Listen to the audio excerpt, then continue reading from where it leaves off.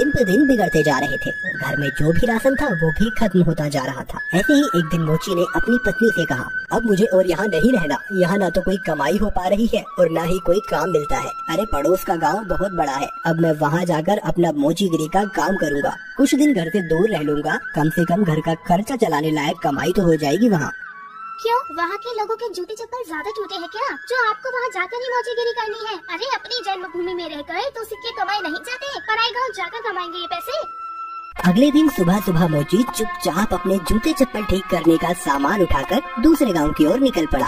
दोपहर होने तक वह पड़ोस के गांव माहुलबनी में पहुंच गया। हारा थका मोची जब माहुलबनी के बाजार में पहुंचा तो हैरान रह गया, क्योंकि वहां तो पहले से ही काफी मोची अपनी दुकान लगाए बैठे थे। अरे यहाँ तो पहले से ही इतने मोची अपनी दुकान लगाए बैठे हैं, ऐसे में मुझे अनजान मोची के पास ग्राहक कैसे आएगा? लगता है यहाँ से भी खाली हाथ ही जाना पड़ेगा मुझे। नहीं, खाली हाथ घर भी तो नहीं जा सकता। तभी मोची को ग्राहकों को अपने पास बुलाने की एक युक्ति सूझी। उसने अपनी दुकान लगाई और उस पर एक बोर्ड लगाकर बड़े बड़े शब्दों में लिख दिया, जूतों का अस्पताल, हमारे यहाँ जूतों का इलाज किया जाता है। नए जूते बनवा लो, नए जूते बनवा लो, या अपने पुराने जूते बिल्कुल नए जूतों की तरह बनवा लो। लोगों ने जब ये सब देखा तो उन्हें कुछ नया देखने को मिला। नए जूते बनवा लो, नए जूते बनवा लो, या अपने पुराने जूते बिल्कुल नए जूतों की तरह बनवा लो। जूतों का अस्पताल? अरे भाई मोची, जरा मेरे इन जूतों का इलाज तो करो। हाँ जी सेठ जी, अभी किए देता हूँ। मोची अपने छोटे से अस्पताल पर बैठकर सेठ के जूतों का इलाज करने लगा। ये लीजिए, अब आपका जूता बिल्कुल स्वस्थ है। अरे भाई वाह, कितना हुआ इसके इलाज का खर्च? बस साहब, सिर्फ एक तांबे का सिक्का। लो ये लो। ऐसे ही दूसरा ग्राहक मोची के अस्पताल में अपने जूतों का इलाज कराने आया। मोची ने जूतों का इलाज किया, पैसे लिए और बाकी ग्राहकों का इंतजार करने लगा। आज तो मैंने बहुत पैसे कमा लिए हैं, अगर मैं ऐसे ही काम करता रहा तो बहुत पैसे जमा कर लूंगा और एक घोड़ा खरीदूंगा।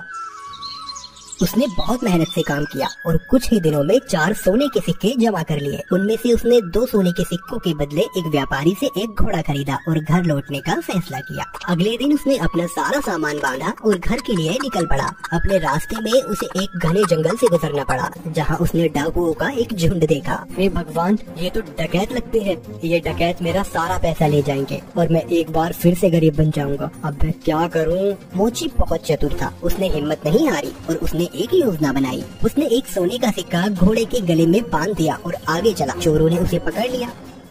अरे ओ, फटाफट अपना सारा पैसा निकालो, चलो जल्दी करो। देखो, मैं एक गरीब मोची हूँ, मेरे पास इस घोड़े के सिवाय और कुछ नहीं है, कृपया मुझे जाने दो डाकू भाई। जैसे ही उसने ये सुना, घोड़ा रहका और उसके गले से वो सोने का सिक्का नीचे जमीन पे गिर गया। अच्छा मक्कार झूठे, हमसे झूठ बोलने की तेरी हिम्मत कैसे हुई? अगर तेरे पास कुछ नहीं था तो ये सोने का सिक्का तेरे पास कहाँ से आया? रुके, अभी मैं आपको सब सच बताता हूँ। दरअसल ये घोड़ा सोना उत्पन्न करता है, इसी वजह से मुझे सारे पैसे मिलते हैं। ठीक है, ये घोड़ा तुझे हमें देना होगा, हम तभी तुझे यहाँ से जिंदा जाने देंगे। नहीं, बिल्कुल भी नहीं। अगर मैं इसे तुम्हें दे दूंगा तो मेरे पास कुछ भी नहीं बचेगा। चलो, हम तुम्हें इसके बदले 50 सोने के सिक्के देंगे। ठीक है, पर एक बात का ध्यान रखना कि बारी बारी से अपने साथ इस घोड़े को रखना, वरना आखिर में तुम सब पैसे के लिए लड़ते ही रह जाओगे। मोची ने घोड़ा बेच दिया और घर लौट आया। वो बहुत खुश था कि उसे सोने के सिक्के मिले थे। इस पैसे से उसने अपने ही गांव में थोड़ी सी जमीन खरीदी। इस बीच डकैत भी घोड़े को लेकर अपने अड्डे पर पहुंच गए। वहाँ डकैतों के सरदार ने अपने आदमियों से कहा, इस गिरोह का सरगना होने के नाते इस घोड़े को सबसे पहले मैं रखूंगा। उन सब ने अपने सरदार की बात मानी और उस रात सरदार अपने अड्डे पर उस घोड़े के साथ सोया। अगली सुबह जब वो उठा तो उसने देखा कि वहाँ अस्तबल में कुछ भी नहीं था। उसने पूरा अस्तबल सही से देखा पर उसे कुछ नहीं मिला। वो जान गया कि इस मोची ने उसे बेवकूफ बनाया है। इस बीच एक और डकैत वहाँ आया।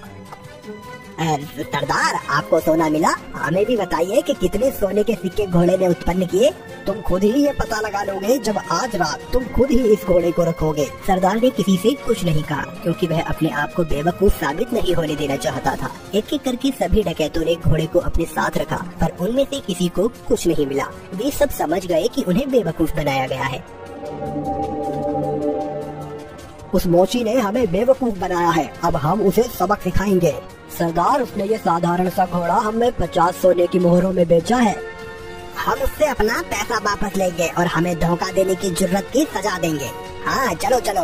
वे सब के सब मोची के घर की तरफ निकल पड़े। मोची अपने खेतों में काम कर रहा था। उसने सभी डकैतों को अपने घर की तरफ आते हुए देख लिया। मोची जल्दी से अपने घर में गया और अपनी पत्नी से बोला, अरे भाग्यवान, मेरी बात ध्यान से सुनो। अभी एक डकैतों का झुंड यहाँ आएगा और जब वो मेरे बारे में पूछे तब तुम उनसे कहना कि मैं खेतों में काम कर रहा हूँ। फिर हमारे कुत्ते जबरा को भेजना मुझे बुलाने के लिए। ये कहकर वो अपने घर के पीछे छुप गया। कुछ देर के बाद चोर वहाँ आ पहुँचे। वो मोची कहाँ है? बुलाओ उसे, हम उससे बात करना चाहते हैं। वो तो खेत पर गए हुए हैं। आप रुकिए, मैं अभी अपने कुत्ते को भेजती हूँ उन्हें बुलाने के लिए। जबरा, तुम अपने मालिक के पास तो जाना और जाकर उनसे कहना कि कुछ लोग उनको बुलाने आए हैं। ये सब क्या है? क्या जबरा सचमुच तुम्हारे पति को यहाँ ले आएगा? जरूर, वो हर बात समझता है। जब वो खेत पर होते हैं और मुझे उनसे बात करनी होती है तो मैं बस जबरा को उनके पास भेज देती हूँ और जबरा मेरी बातें उन तक पहुँचा देता है। डकैत मोची की पत्नी से बात कर रहे थे, तभी मोची वहाँ आ पहुँचा। ओह डकैत भाई, आप आए हैं। जबरा ने मुझे बताया कि आप मुझसे कुछ बात करना चाहते हैं। हमें तुम्हारे इस घोड़े से कुछ नहीं मिला, तुमने हमें धोखा दिया, हमसे झूठ बोला। अरे आप कैसी बात कर रहे हैं? मुझे लगता है आपको कुछ तो गलतफहमी हुई है। आज जो कुछ भी मेरे पास है सब कुछ उस घोड़े की बदौलत ही है। अच्छा चलो ठीक है, हम तुम पर एक बार और विश्वास करते हैं, पर उसके बदले तुम्हें हमें ये कुत्ता भी बेचना होगा। अरे नहीं, बिल्कुल भी नहीं, मैं इस कुत्ते को तुम्हें नहीं बेच सकता। अरे चलो, हम इसके लिए तुम्हें 40 सोने के सिक्के देंगे। थोड़ा इनकार करने के बाद मोची सहमत हो गया कुत्ता बेचने के लिए।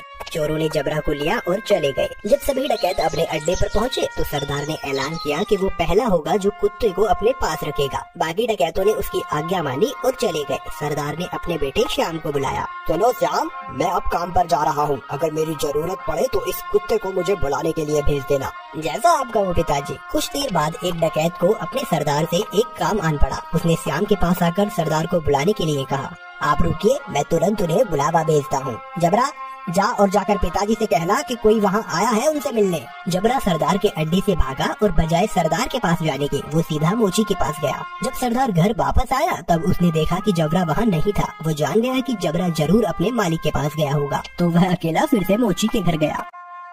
सुनो, क्या जबरा तुम्हारे पास आया हुआ है? हाँ, वो यहाँ आया है। मेरे ख्याल से उसे जरूर मेरी याद आ रही होगी। मेरी मानिए तो उसे थोड़ा सा समय दीजिए, अंत में वो आपको अपना मालिक स्वीकार करने ही लगेगा। सरदार जबरा को वापस ले गया और उसने अगले दिन उसे अपने साथी को दे दिया। जबरा सारे डकैतों के साथ एक एक करके रहा, पर वह हर दिन मोची के पास वापस लौटा था। सबने ये जान लिया कि एक बार फिर से मोची ने उनका बेवकूफ बनाया है। उन सबने विचार विमर्श किया। इस बार हम बेवकूफ नहीं बनेंगे, मैं उस मोची को अब सबक सिखाऊंगा। इस बार सारे डकैत मोची के घर पहुँचे। उन्होंने मोची की एक न सुनी और मोची को एक बोरे में डाला और उसे लेकर वहाँ से चल दिए उसे सबक सिखाने के लिए। मोची चुपचाप बोरे में पड़ा रहा। रास्ते में वे सब एक मंदिर के पास से गुजरे, तभी एक डकैत ने कहा, सरदार गर्मी बहुत ज्यादा है, क्यों ना कुछ देर यहीं आराम किया जाए। सरदार भी उसकी बात मान लेता है और मोची को वहीं छोड़कर मंदिर में आराम करने के लिए चले जाता है। सुअरों का एक झुंड वहाँ से गुजर रहा था और जब मोची ने सुअरों के झुंड की आवाज सुनी तो मोची को एक उपाय सूझा और उसने तेज आवाज में चिल्लाना शुरू किया। मैं ऐसा नहीं करूँगा, मुझे छोड़ दो, मुझे जाने दो। सुअरों के मालिक ने उसकी आवाज सुनी और वो उसकी ओर आया।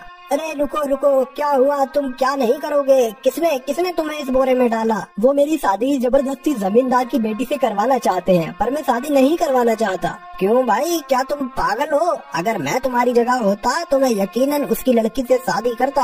अगर ऐसी बात है तो आओ, मैं तुम्हें बोरे में डाल देता हूँ और तुम जाकर उसकी लड़की से शादी कर लो। सचमुच? बेशक, लेकिन पहले मुझे बाहर तो निकालो। सुअरों के मालिक ने मोची को बोरे से बाहर निकाला और खुद बोरे के अंदर घुस गया। मोची ने उसे बांध दिया और उसके सुअरों को लेकर वहाँ से चला गया। शाम को डकैत मंदिर से बाहर आए, बोरे को लिया और चले गए।